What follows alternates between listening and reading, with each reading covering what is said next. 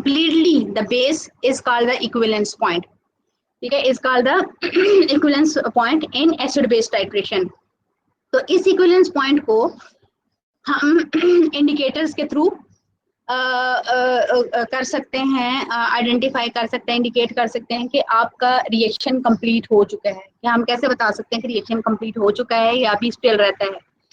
सो दो मेथड है हमारे पास, एक तो we use the pH meter and दूसरा ये होता है, पीएच मीटर से क्या होता है कि जब उसकी pH for example HCl plus NaOH है, तो HCl की 2 के राउंड अबाउट पीएच होती है एंड NaOH की 12 के करीब करीब होती है, बट जब उसकी pH 7 हो जाती है तो we say that the neutralization reaction has taken place, so that's why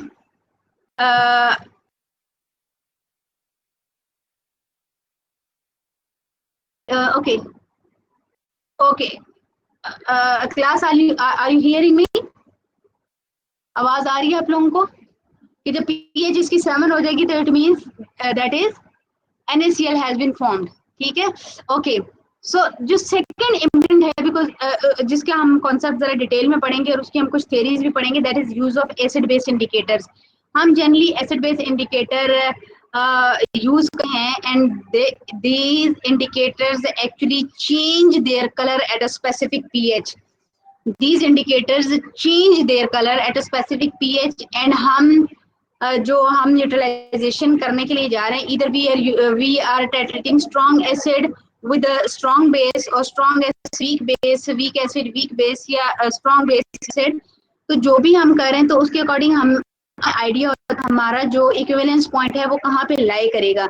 तो उसके अकॉर्डिंगली हम एक इंडिकेटर यूज कर लेते हैं, उसके अकॉर्डिंगली हम एक इंडिकेटर यूज कर लेते हैं एंड वो जो इंडिकेटर पॉइंट देता है उसको हम एंड पॉइंट बोलते हैं। उसको हम क्या बोलते हैं? एंड पॉइंट बोलते हैं। Now you must know what is the difference between the end point and the equivalence point. किसी बच्चे को पता है कि एंड पॉइंट और इक्विवेलेंस पॉइंट में क्या डिफरेंस होता है? Can you tell me what is the difference between end point and the equivalence point? Okay, जो इक्विवेलेंस पॉइंट होता है वो होता है थियोरेटिकली, मतलब ओके आई टेल यू जो अब आवाज आ रही है क्लास? अब आवाज आ रही है? ओके ओके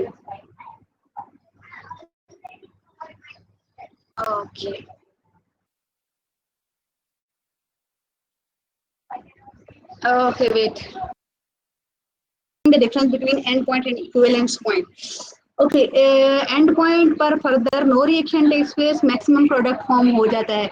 Actually ऐसे नहीं होता ये है कि ये जो इक्विवेलेंस पॉइंट है ये थियोरेटिकल होता है। मतलब हमें पता है कि जो एसिड है उसकी जो पीएच होती है वो HCl है, for example HCl plus NaOH की एग्जांपल अगर हम करें तो HCl 2 के राउंड अबाउट पीएच होती है उसकी, और जो NaOH होता है उसकी जो पीएच होती है दैट इज अराउंड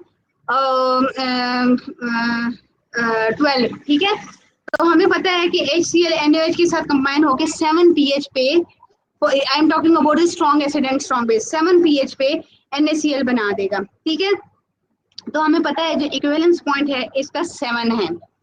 लेकिन जब हम इसको टाइट्रेट करते हैं तो जो हमें एंड पॉइंट नजर आता है, जो इंडिकेटर कलर चेंज करता है वो 7 के करीब करीब होता है, वो एग्जैक्ट नहीं होता, वो 7 के करीब करीब होता है। सो अगर हम फॉर एग्जांपल हमारे पास 7.2 या 7.8 आता है, 7.8 एंड पॉइंट आता है, तो जब हम इंडिकेटर की अमाउंट थोड़ी सी ज्यादा कर देते हैं तो उसके बाद आपके पास जो कलर होता है, जैसे मैं अगर आपको ये दिखाऊं, बल्कि ये से फॉर एग्जांपल आपके पास किसी का एसिड में कलर है, ठीक है, इसका एसिड में कलर है, ठीक है। अब ये एसिड में ही है, एसिडिक रेंज, अब यहाँ पे न्यूट्रलाइजेशन होती है इसका कलर चेंज हो जाता है, लेकिन एंड पॉइंट आपको यहाँ से लेके यहाँ तक की रेंज में कोई भी एंड पॉइंट दे देगा क्योंकि इसमें कलर पिंक ही नजर आता है। लेकिन जैसे ही आप इसके अंदर मजीद बेस डालते जाएंगे तो उस टाइम कलर जो है वो बेसिक पीएच की तरह जो उसका कलर होता है वो देना शुरू कर देगा, इंडिकेटर का कलर जो बेसिक पीएच में होता है।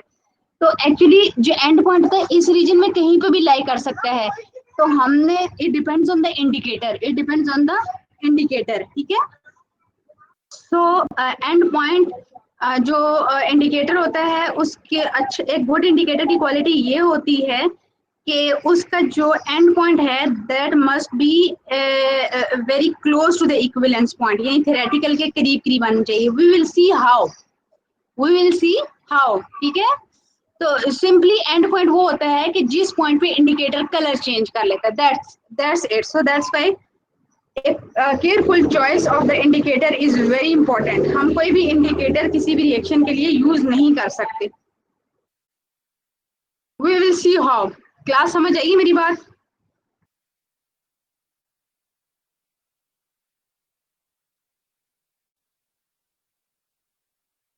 So let's discuss it. The second method, yeah, second type of acid base indicator is an acid base indicator that changes color based on the pH, and choose an indicator that changes color at equivalence point. And end point is when the indicator changes the color. If you have chosen the wrong indicator, the end point will different than the equivalence point. And indicators are often weak acids that lose a proton and causing the color change where when OH reaches a certain concentration. And इस slide की समझ आ गई? Should I move to the next slide class? Should I move to the next slide? Okay. Okay. So there are some basic terms in the trigonometric analysis. What are those basic terms? Indicator. An indicator is a compound which having a physical quantity that is usually color. Generally, हम color को as a use करते हैं to indicate the end point, but this is not always the case. There can be some any other physical change as well which can be used to indicate the end point. And the indicator is a physical property that when changes and it shows the that shows the completion of the reaction. Then end point is the point at which the reaction has completed. ठीक है, end point is the point at which the reaction means titration has completed, and how it will be identified by the change in the color, and it must be very close to the equivalence point. So end point is the observed point and the equivalence point is the theoretical one. Now what is the titration error? The difference in volume of standard solution in term of the difference in the end point and the equivalence. अब end point theoretically आपके पास equivalence किसी value पे आना चाहिए, और end point आपके पास जो आता है इन दोनों का जो difference होगा termed as titration error. That will be the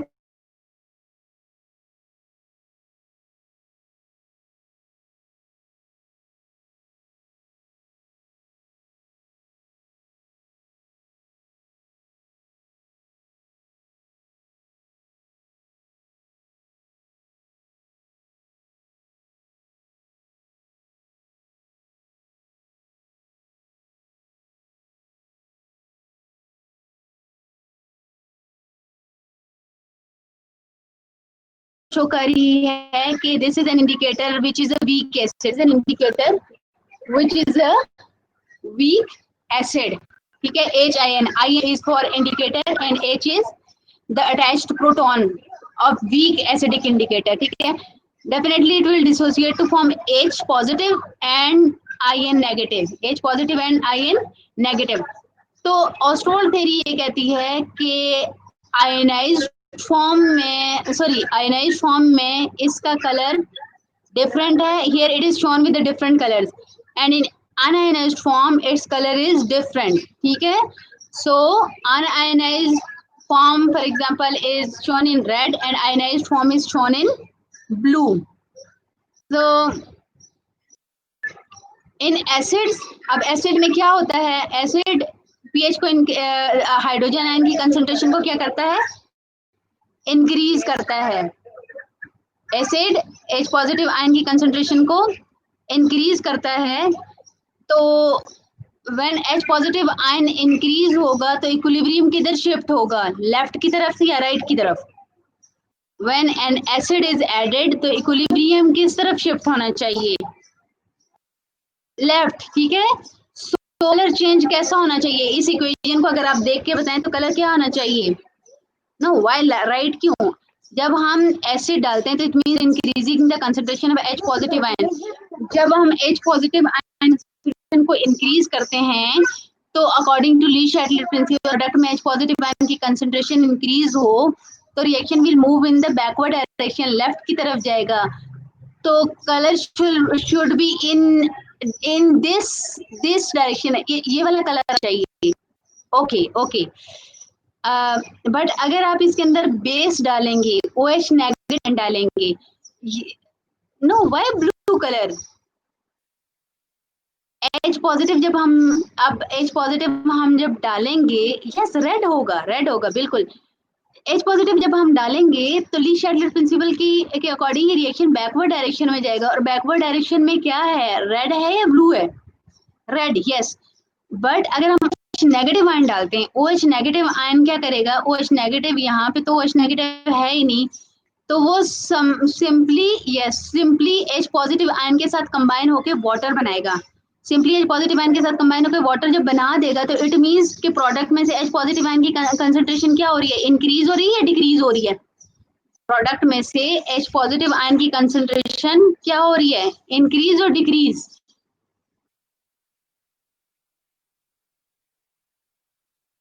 decrease, okay good. So product positive ion की कंसंट्रेशन जब डिक्रीज होगी तो reaction will move in the forward direction और रिवर्स डायरेक्शन? सो कलर क्या हो जाएगा? आपको कि कौन सा कलर नजर आएगा, ब्लू कलर आएगा या रेड कलर नजर आएगा? यस, ठीक हो गया। सो इट मींस के जो ऑस्टोन थ्योरी है of the acid base indicator of the opinion that जो कलर्स होते हैं एसिड बेस रिएक्शन में, that depends on the acid and base. Acid में एसिड रेंज में उनके कलर्स डिफरेंट होते हैं, बेस रेंज में कलर्स डिफरेंट होते हैं। तो कहीं पे अगर एसिड में रेड कलर है, आप उसके अंदर बेस डालते जाएं डालते जाएं डालते जाएं तो ऐसा ऐसा क्या होता जाएगा, वो बेस एसिड को न्यूट्रलाइज करता जाएगा। एक टाइम आएगा जहां पे न्यूट्रलाइज करके तो सॉल्ट ही बनाएगा जिसकी pH 7 है, बट एसिड इसके अंदर होगा, ऐसे ही है ना। लेकिन जब वो बेस की तरफ जाना स्टार्ट होगा तो इमीडिएटली उसका कलर हो जाएगा रेड, उसका सॉरी उसका कलर हो जाएगा ब्लू। तो इट मीन्स जहां से रेड ब्लू में जाने लगे तो इट मीन्स कि वहां पे सारा एसिड न्यूट्रलाइज हो गया है, वहां पे सारा का सारा एसिड न्यूट्रलाइज हो गया। क्लास मेरी बात की समझ आई है? The point which I am going to explain you, इस बात की समझ आई है कि जब भी फॉर एग्जाम्पल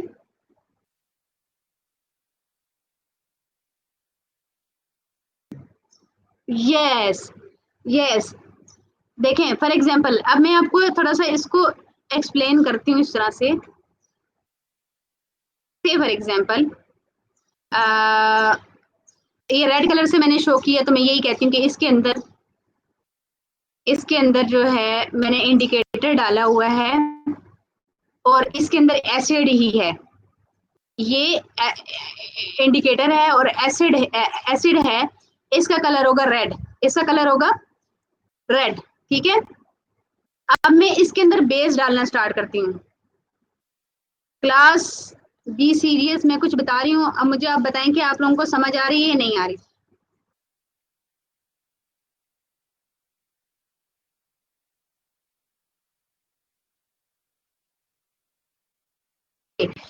अब जब हम इसके अंदर बेस डालना स्टार्ट करेंगे तो क्या होगा, जब हम इसके अंदर बेस डालेंगे, for example I am adding base in it, जब मैं इसके अंदर बेस डालूंगी, बेस के अंदर इंडिकेटर नहीं डाला हुआ, मेरा ख्याल है इसको इस कलर से नहीं शो करना चाहिए बिकॉज बेस के अंदर बेस में इसका कलर ब्लू होता है इंडिकेटर के साथ, लेकिन ये मैं बेस डाल रही हूँ, इंडिकेटर इसके अंदर पड़ा हुआ है, लेकिन क्या इसके अंदर बेस डालूंगी तो वो immediately base no, Y?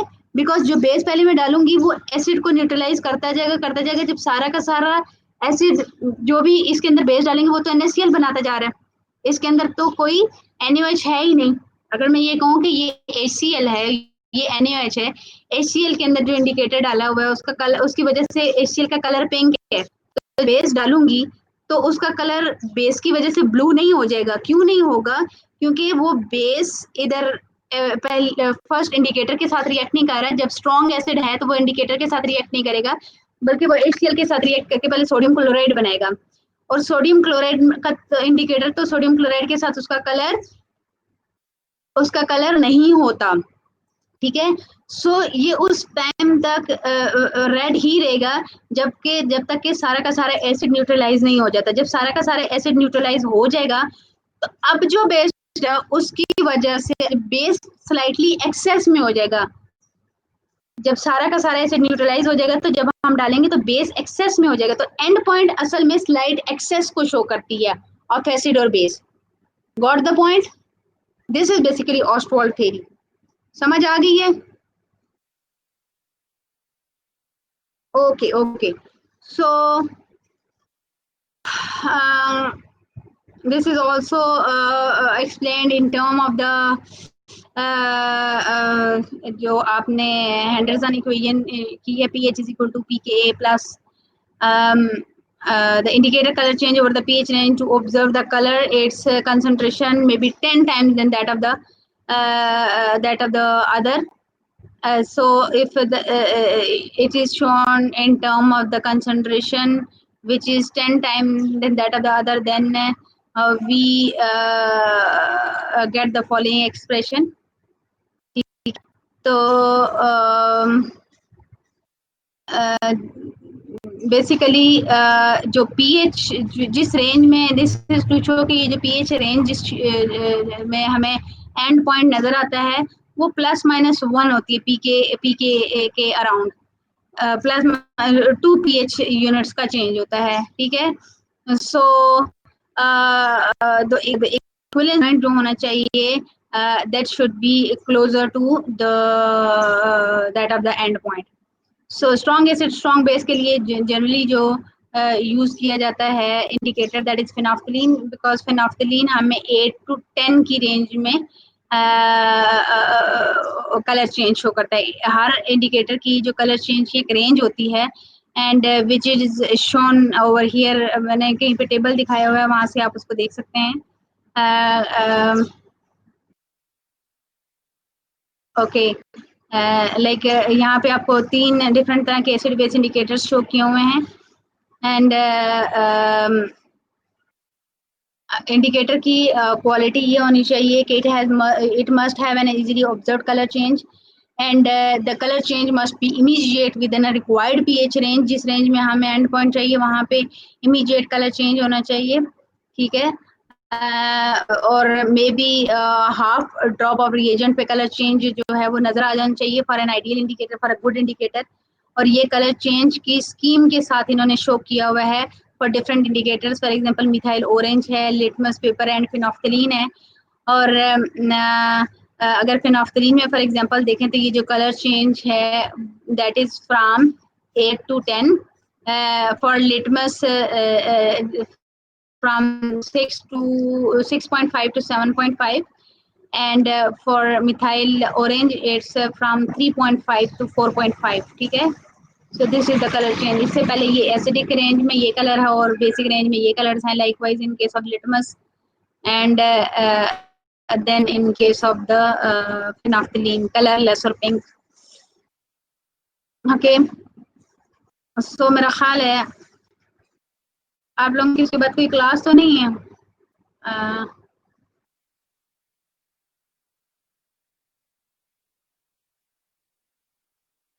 Okay, मेरा ख्याल है इसको नेक्स्ट क्लास में फिर कंटिन्यू करते हैं। So okay, we will continue it in the next class. Okay.